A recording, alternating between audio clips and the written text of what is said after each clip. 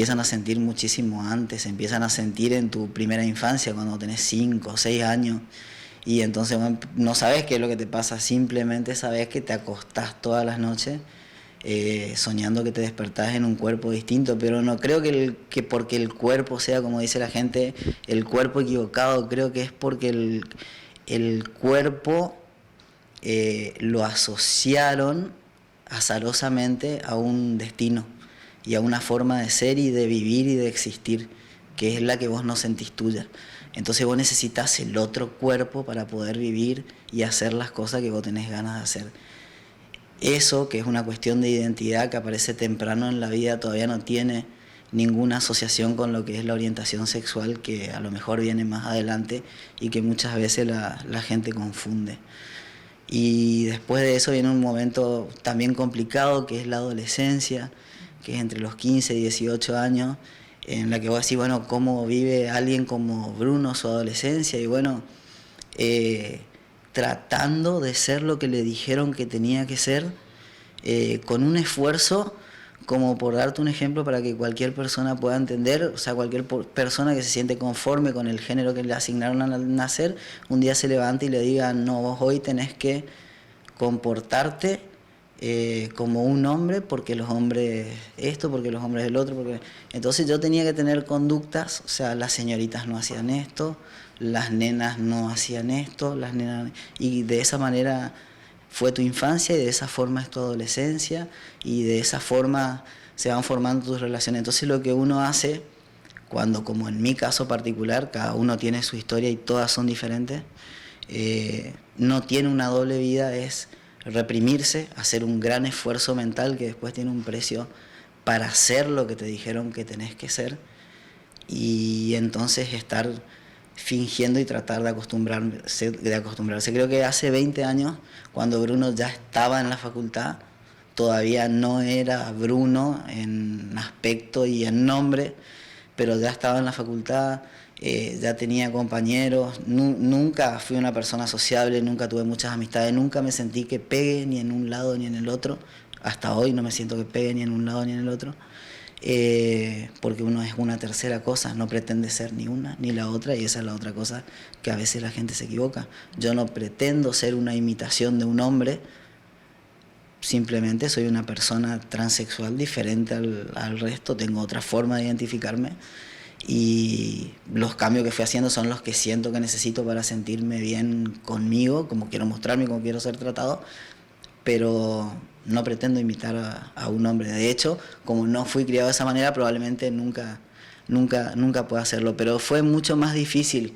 llegar a esa edad, ya en la facultad, ya recibiéndome, entrando a una residencia, tener que ser lo que la sociedad esperaba de mí y mostrarme en femenino, con modo femenino, pasar por todas las burlas en la escuela porque no lo sos, entonces que el mundo te vaya llevando a tener que mostrar que sos eso, y en algún momento hasta pensar que lo lograste, que esto hoy a mí cuando me dicen no se te nota, o tengo compinches que por ahí son un poquito más para su visión o para la visión del mundo afeminado, me dicen, pero vos sos más masculino que todo. Esto a mí no me cuesta nada. Esto es lo que yo tuve que reprimir, o sea, yo ahora simplemente lo suelto y soy libre, y esto es como yo me siento. En este proceso de la facultad, estudiaste la carrera de medicina, sos médico, y además también en ese trayecto de poder encontrarte con vos mismo, a pesar que ya te habías encontrado, de poder visualizarte como vos siempre quisiste, en el medio hiciste un montón de cosas que tenían que ver con cómo la gente te veía. Por ejemplo, tener una hija. Mi hija no fue un accidente de la vida. En un momento yo, de más joven, me veía como una persona totalmente abocada a su carrera. Creo que como a lo mejor todo el mundo en un momento piensa. No me veía teniendo hijos. Creo que forma parte un poco de lo único que yo podía en ese momento elegir. Bueno, tengo que hacer esto, pero no lo voy a hacer de esta manera. Y pensé que no iba a tener hijos. Yo, ya terminando la facultad y entrando a la residencia, me empecé a sentir creo que fue el momento de más disforia todavía, a lo mejor no tanto bueno, con mi cuerpo siempre tuve un poco de disforia, pero no tanto en ese sentido, sino con lo disfuncional que yo me sentía con respecto al resto, porque yo me empecé a sentir que me comparaba más con el resto. Y todo el resto de la gente como que podía estar en pareja, podía intimar libremente, podía tener hijos, y yo no sabía para qué lado. Y ahí fue cuando tuve mi primera consulta, digamos, que la primera consulta que hice la hice con una psiquiatra que hacía terapia hace a lo mejor 25 años, sí, debe hacer 25 años. Y bueno, en ese tiempo todavía creo que esa gente tenía más la visión esta correctiva, ¿no? De decir, bueno, vos tenés que ir para este lado y orientarte hacia este lado. O sea, vos eras mujer y tenías que ser mujer. Claro, o sea, yo fui con el discurso, bueno, yo me siento que no soy igual al resto, no sé qué me pasa, no soy normal, de hecho, es tu primer pensamiento porque es el que te ponen, pero no sé por qué, y bueno, entonces la otra persona te va, como, no digo que la otra persona te obliga, o sea, es como lo que tiene que ser y vos de alguna manera vas haciendo todos los pasos y creo que fue una de las cosas que más me costó, pero llegué a parecerme, por eso te digo que en algún momento creo que hasta logré parecerme al resto, llegué a formar una pareja, de hecho me casé, tuve mi hija y a los 2 años por supuesto que jamás me voy a arrepentir de haber tenido a mi hija porque es la única persona que estuvo en todo mi proceso conmigo con no más de 4 o 5 años y sigue estando hoy con 15 conmigo. Entonces, yo creo que por eso vos me decís, como Bruno hace 20 años estaba, creo que en el máximo de la represión, en el máximo de intentar, porque además ya estaba en un ambiente que me demandaba un cierto comportamiento, un cierto verme, y en ese contexto también un poco asociado a eso, como que el resto cuando mi hija tenía 2 años y ya estaba escolarizada porque yo trabajaba, ella tenía título y hacía guardia y yo iba a una escuela a tener una entrevista, poco más me aplaudían de pie, porque de pronto yo criaba una hija sin nadie casi que me acompañe y cuando me preguntaban por algunos conceptos de qué yo quería para mi hija y yo no quiero nada para mi hija más que sea lo que ella quiera hacer y yo ya tenía ese pensamiento y en ese momento generaba un aplauso. He tenido entrevistas después de transicionar, ahora con mi hija ya más grande, en escuelas privadas donde no pasé a la segunda etapa. Y soy la misma persona, el mismo médico, tengo el mismo título y crié la misma hija que está perfectamente inserta en una escuela, con compañeros que la quieren, con una escuela donde todas las personas de la escuela, los docentes, los administrativos, yo voy a hablar a la escuela y me felicitan por mi hija. Entonces, tan disfuncional no debo haber sido. Con una nena tan chiquita y vos entendiendo que